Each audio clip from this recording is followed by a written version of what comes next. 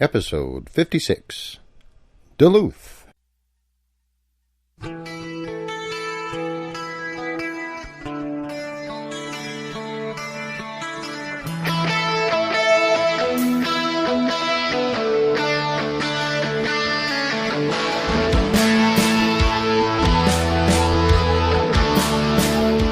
This is Grizzly's Growls, the life and times of a minor local celebrity. It's about imagination, and it's about knowledge. It's about celebrating love and life, loyalty and liberty, and sometimes lunacy. And it's about 20 minutes, maybe a little more. So let's get started, shall we?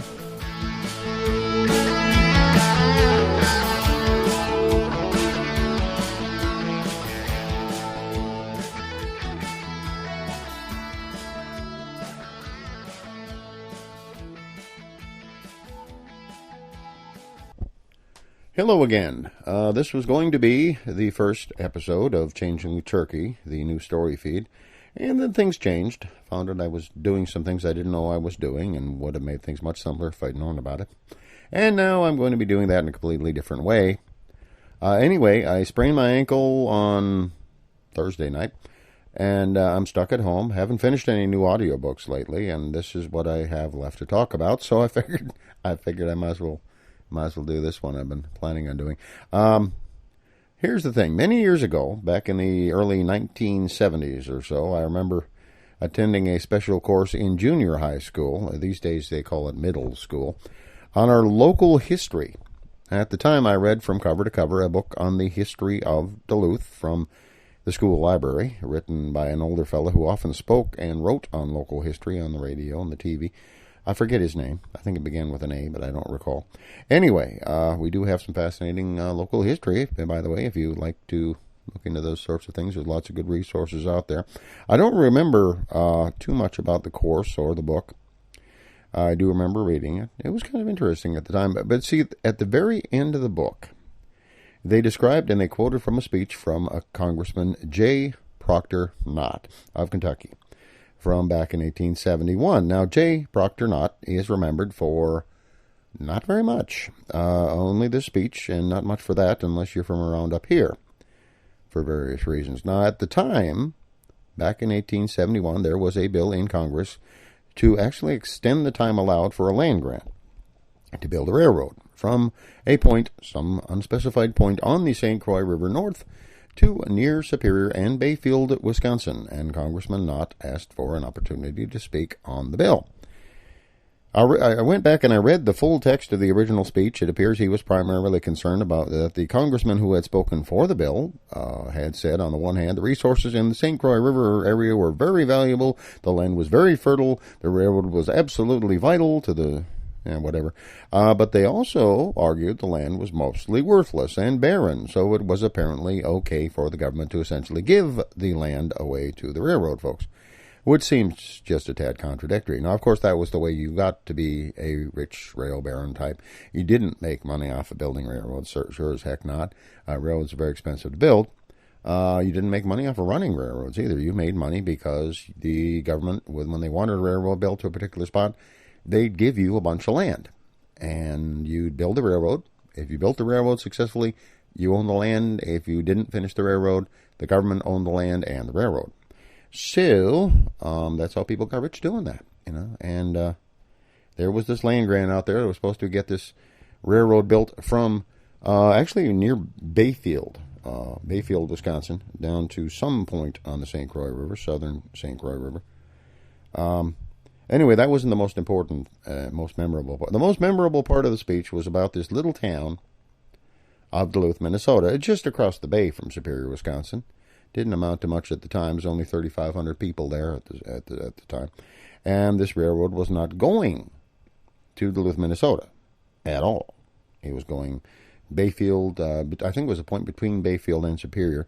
But the thing was, the speech was clever and ironic enough, in particular about what it said about Duluth, that it was reprinted in newspapers in major cities all around the country. And as a result, many, many, many people heard about this teensy little town of Duluth, Minnesota, which is why there is now a town called Proctor, Minnesota, named after the Honorable J. Proctor Knott, just outside Duluth, that is. Now, my show notes include a link to the original speech in the Congressional Globe, the official record of deliberations of Congress at the time. I'd like to read to you from an abbreviated version of the speech from another website. I'll include a link to that site also. By the way, J. Proctor Knott was only granted about 10 minutes to speak, and he almost wasn't allowed to speak. Wasn't allowed to finish, I should say. But he managed to struggle on manfully because they were kind of enjoying his little speech. Anyway, here we go. I don't know, I haven't made up if I'm going to try to do a Kentucky accent. I was trying to get a friend of mine from Kentucky to actually record the thing for me, and he laughed. He didn't say no, he just laughed. So here we go. Duluth, as it's sometimes called. It's a speech by the Honorable J. Proctor Knott of Kentucky from January 27, 1871 in the U.S. House of Representatives about the St. Croix and Bayfield Railroad.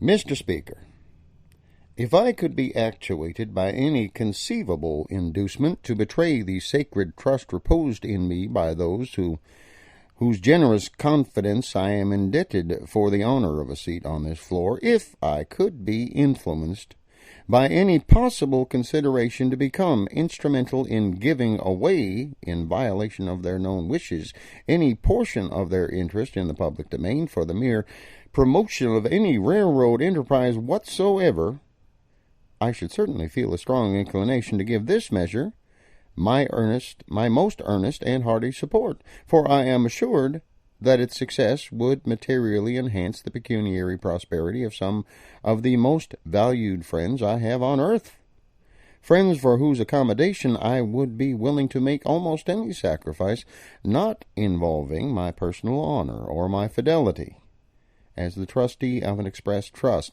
and that fact of itself would be sufficient to countervail almost any objection I might entertain to the passage of this bill, not inspired by an imperative and inexorable sense of public duty, but independent of the seductive influences of private friendship, to which I admit I am perhaps as susceptible as any of the gentlemen I see around me. The intrinsic merits of the measure itself are of such an extraordinary character as to commend it most strongly to the favorable consideration of every member of this House, myself not excepted, notwithstanding my constituents, in whose behalf alone I am acting here, would not be benefited by its passage one particle more than they would be by a project to cultivate an orange grove on the bleakest summit of Greenland's icy mountains. Now, sir, as to those great trunk lines of railroads spanning the continent from ocean to ocean, I confess my mind has never been fully made up. It is true, they may afford some trifling advantages to local traffic, and they may even in time become the channels of a more extended commerce. Yet I have never been thoroughly satisfied either of the necessity or the expediency of projects promising such meager results to the great body of our people. But with regard to the transcendent merits of this gigantic enterprise contemplated in this bill, I never entertained a shadow of a doubt. Now, years ago, when I first heard that there was somewhere in the vast terra incognita, somewhere in the bleak regions of the great Northwest, a stream of water known to the nomadic inhabitants of the neighborhood as the River St. Croix, I became satisfied that the construction of a railroad from that raging torrent to some point in the civilized world was essential to the happiness and prosperity of the American people, if not absolutely indispensable to the perpetuity of republican institutions on this continent. I felt instinctively that the boundless resources of that prolific region of sand and pine shrubbery would never be fully developed without a railroad constructed and equipped at the expense of the government, and perhaps not then. I had an abiding presentiment that some day or other the people of this whole country, irrespective of party affiliations, regardless of sectional prejudices, and without distinction of race, color, or previous condition of servitude, would rise in their majesty and demand an outlet for the enormous agricultural productions of those vast and fertile pine barrens, drained in the rainy season by the surging waters of the turbid St. Croix. Now, sir, who, after listening to this emphatic and unequivocal testimony of these intelligent, competent, and able-bodied witnesses, who that is not as incredulous as St. Thomas himself will doubt for a moment that the Goshen of America is to be found in the sandy valleys and upon the pine-clad hills of the St. Croix? Who will have the hardihood to rise in his seat on this floor and assert that, excepting the pine bushes, the entire region would not produce vegetation enough in 10 years to fatten a grasshopper? Where is the patriot who is willing that his country shall incur the peril of remaining another day without the amplest railroad connection with such an inexhaustible mine of agricultural wealth? Who will answer for the consequences of abandoning a great and warlike people in possession of a country like that, to brood over the indifference and neglect of their government? How long would it be before they would take to studying the Declaration of Independence and hatching out the damnable heresy of secession? How long before the grim demon of civil discord would rear again his horrid head in our midst, gnash loud his iron fangs, and shake his crest of bristling bayonets?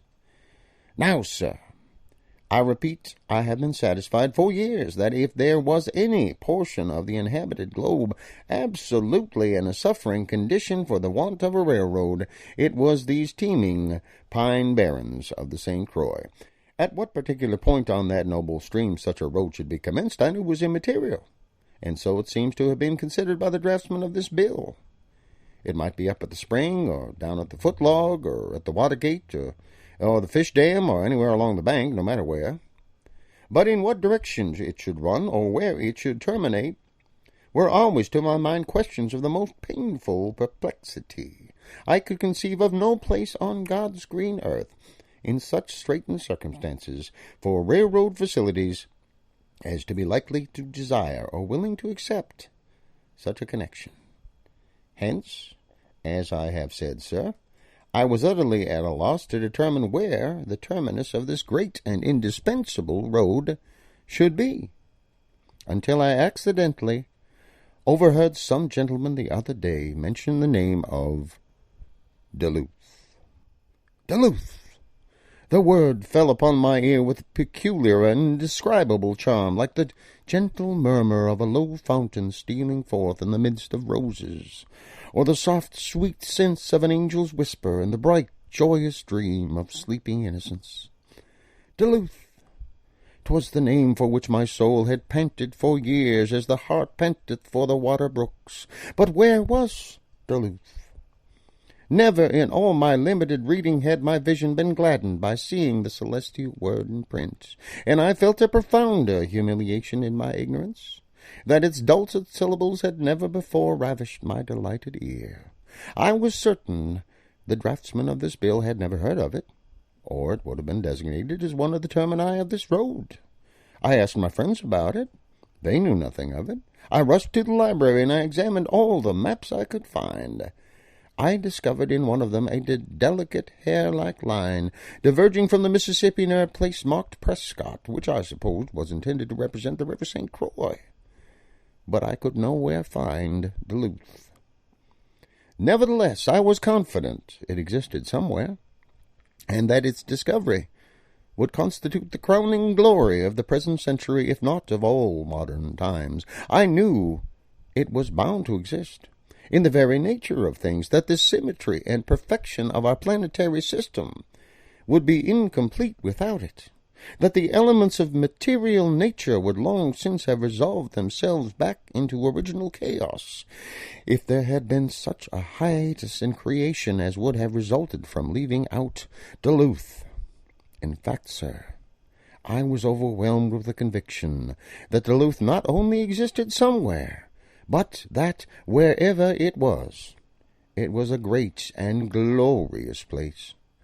I was convinced that the greatest calamity that ever befell the benighted nations of the ancient world was in their having passed away without a knowledge of the actual existence of Duluth, that their fabled Atlantis, never seen, saved by the hallowed vision of inspired poesy, was, in fact, but another name for Duluth, that the golden orchard of Hesperides was but a poetical synonym for the beer gardens in the vicinity of Duluth. I was certain that Herodotus had died a miserable death because in all his travels and with all his geographical research he had never heard of Duluth. I knew that if the immortal spirit of Homer could look down from another heaven than that created by his own celestial genius upon the long lines of pilgrims from every nation of the earth to the gushing fountain of poesy opened by the touch of his magic wand, if he could be permitted to behold the vast assemblage of grand and glorious productions of the lyric art called into being by his own inspired strains, he would weep tears of bitter anguish that, instead of lavishing all the stores of his mighty genius upon the fall of Ilion, it had not been his more blessed lots to crystallize in deathless song the rising glories of Duluth. Yet, sir, had it not been for this map, kindly furnished me by the legislature of Minnesota, I might have gone down to my obscure and humble grave in an agony of despair, because I could nowhere find Duluth. Had such been my melancholy fate, I have no doubt that with the last feeble pulsation of my breaking heart, with the last faint exhalation of my fleeting breath, I should have whispered, "Where is Duluth?" But, thanks to the beneficence of that band of ministering angels who have their bright abodes in the far-off capital of Minnesota, just as the agony of my anxiety was about to culminate in the frenzy of despair, this blessed map was placed in my hands.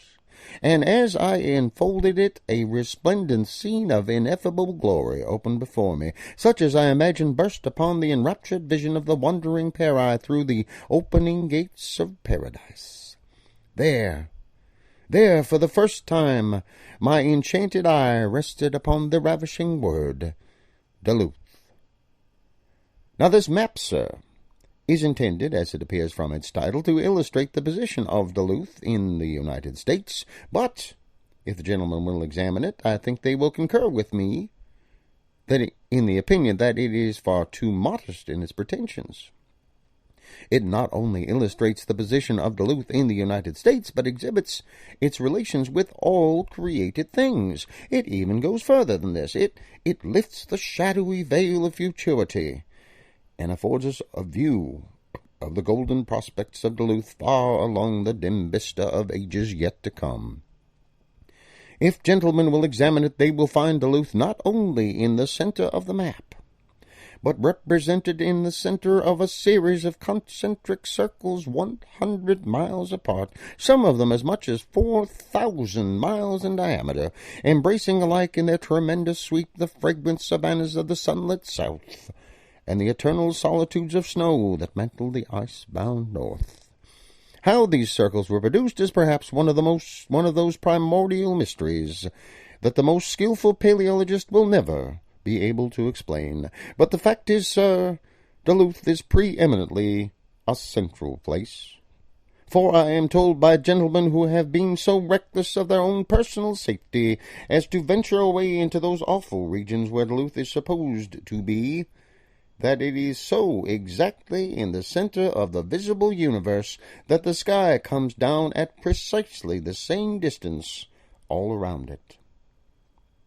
I find by reference to this map that Duluth is situated somewhere near the western end of Lake Superior, but as there is no dot or other mark indicating its exact location, I am unable to say whether it is actually confined to any particular spot, or whether it is just lying around there loose. I really cannot tell whether it is one of those ethereal creations of intellectual frostwork, more intangible than the rose-tinted clouds of a summer sunset, one of those airy exhalations of the speculator's brain which I am told are ever flitting in the form of towns and cities along those lines of railroad built with government subsidies, luring the unwary settler as the mirage of the desert lures the famishing traveler on and ever on until it fades away in the darkening horizon, or whether it is in fact a real bona fide substantial city all staked off with the lots marked with their owners' names like that proud commercial metropolis recently discovered on the desirable shores of San Domingo. But however that may be, I am satisfied Duluth is there, or thereabout, for I see it stated here on this map that it is exactly 3,990 miles from Liverpool. Though I have no doubt, for the sake of convenience, it will be moved back 10 miles so as to make the distance an even 4,000.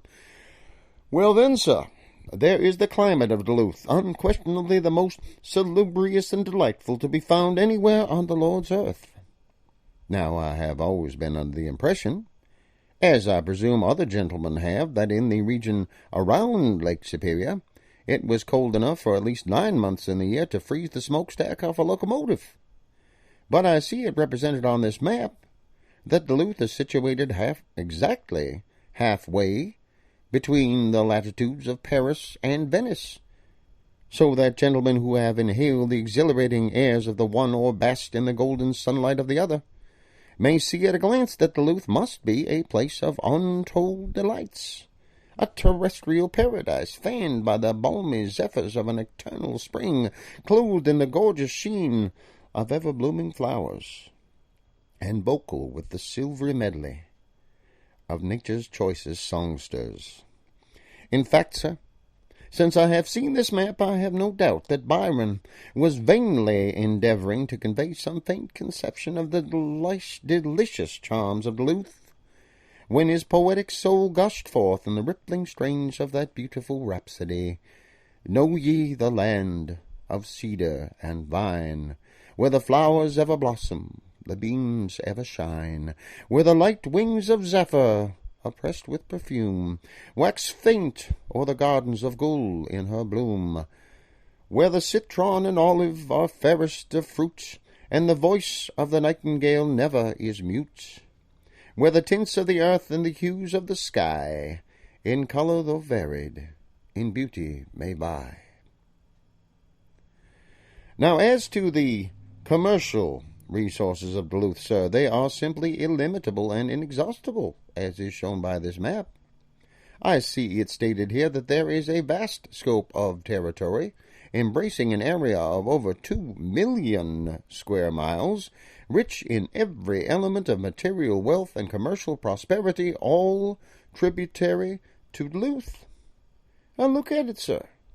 Here are inexhaustible mines of gold, immeasurable veins of silver, impenetrable depths of boundless forest, vast coal measures, wide extended plains of richest pasturage, all embraced in this vast territory, which must, in the very nature of things, empty the untold treasures of its commerce into the very lap of Duluth. Now look at it, sir. Do you not see from these broad brown lines drawn around this immense territory that the enterprising inhabitants of Duluth intend some day to enclose it all in one vast corral, so that its commerce will be bound to go there, whether it would or not? And here, sir, I find within a convenient distance the pagan Indians, which of all the many accessories to the glory of Duluth, I consider by far the most inestimable. For, sir, I have been told that when the smallpox breaks out among the women and children of that famous tribe, as it sometimes does, they afford the finest subjects in the world for the strategical experiments of any enterprising military hero who desires to improve himself in the noble art of war, especially for any valiant lieutenant general whose trenchant blade, Toledo trusty for want of fighting, has grown rusty, and eats into itself for lack of somebody to hew and hack.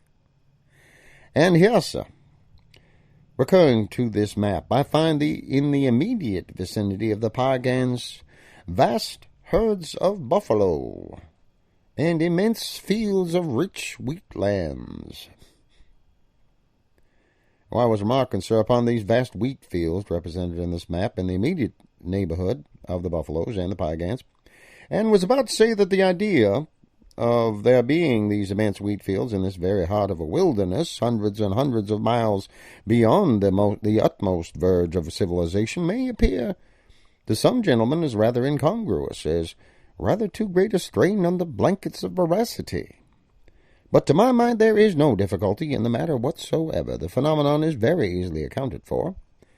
It is evident, sir, that the Piegans sowed the wheat there and plowed it with buffalo bulls. Now, sir, this fortunate combination of buffaloes and Piegans, considering their relative position to each other and to Duluth, as they are arranged on this map, satisfies me that Duluth is destined to be the beef market of the world.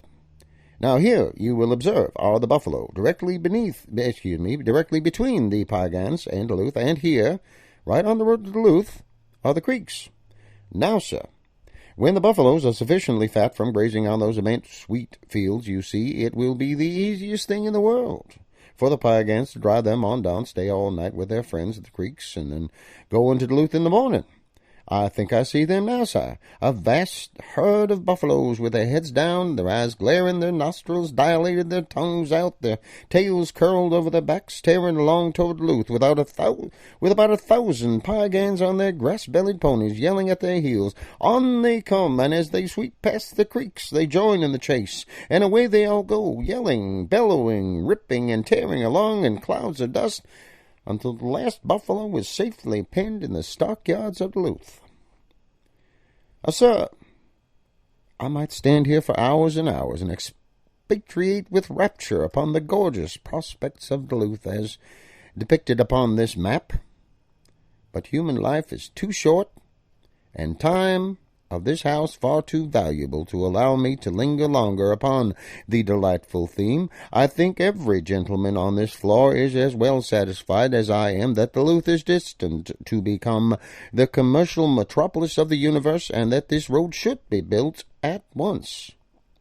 I am fully persuaded that no patriotic representative of the American people who has a proper appreciation of the associated glories of Duluth and the St. Croix will hesitate a moment to say that every able-bodied female in the land between the ages of 18 and 45 who is in favor of women's rights should be drafted and set to work upon this great work without delay. Nevertheless, sir, it grieves my very soul to be compelled to say that I cannot vote for the grant of lands provided for in this bill. Ah, sir, you can have no conception of the poignancy of my anguish that I am deprived of that blessed privilege. There are two insuperable obstacles in the way. In the first place, my constituents, for whom I am acting here, have no more interest in this road than they have in the great question of culinary taste now perhaps agitating the public mind of Dominica, as to whether the illustrious commissioners who recently left this capital for the free and enlightened republic would be better fricasseed, boiled, or roasted. And in the second place, those lands which I am asked to give away, alas, are not mine to bestow.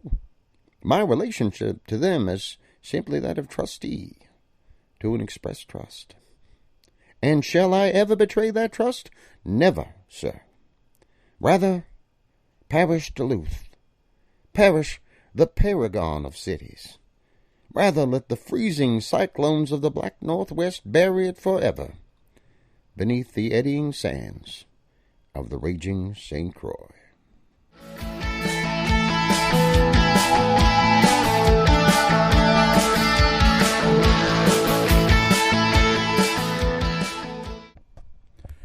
And that's that.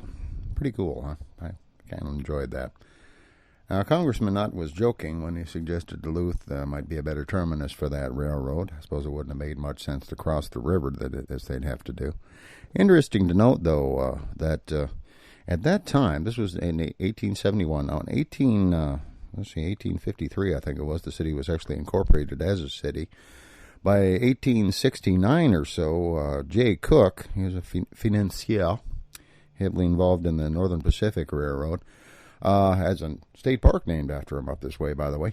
Jay Cooke had convinced the Lake Superior and Mississippi Railroad to build a rail line from St. Paul, Minnesota, up to Duluth, which is why the population at that point had grown from, they say, 14 families up to about 3,500 people, making Duluth at that point one of the fastest growing cities in the country at that time. Also, those vast pine barrens he kept mentioning, they later became part of the vast forest resources, making logging our biggest industry for quite a while there, which is one of the reasons why the railroad folks wanted the land. And at one point, logging produced more millionaires in the city of Duluth, Minnesota, than anywhere in the country. And some of the things that he was joking about turned out to be kind of true, honestly. Not all of them. J. Proctor Knott never again made that sort of speech in Congress, never said of anything of any enduring fame in Congress, finished his career working as a journalist, I've read. As I said, they named a town after him eventually. One of the railroads built a big railroad terminus west of Duluth that they named Proctor Knott, and that ended up being Proctor, Minnesota, which is still around. And, of course, as everyone knows, Duluth rules the world, as befits the center of the known universe. I'm going to finish up with another IDSL tune, 34 Miles, a kind of a bluesy-sounding pop rock tune from Mark Throne, one of the founders of Fingerprints, a pretty big Minneapolis band from back in the day. Mark was kind enough to send me permission to use the tune. Thanks, Mark. Trying to remember who it is your voice reminds me of. I'll think of it later. Anyway, thanks for listening, folks. I hope you enjoyed it, and we'll talk at you later.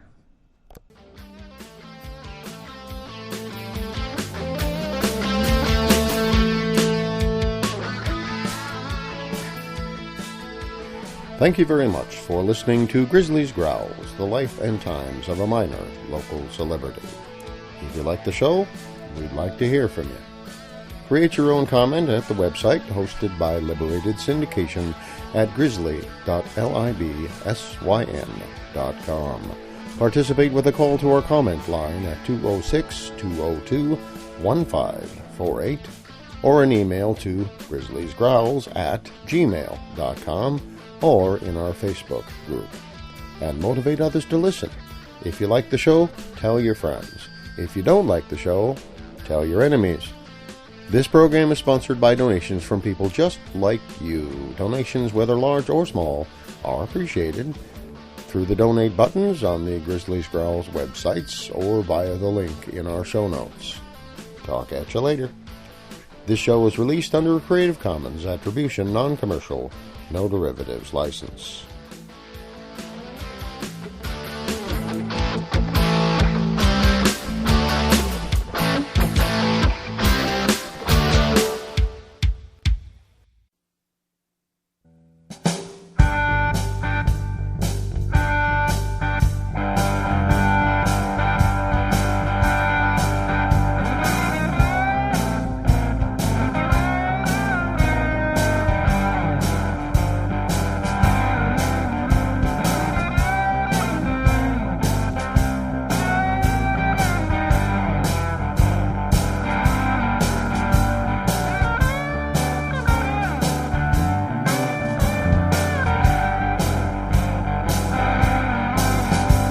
Well, the storm is threatening, wind blowing down all the trees.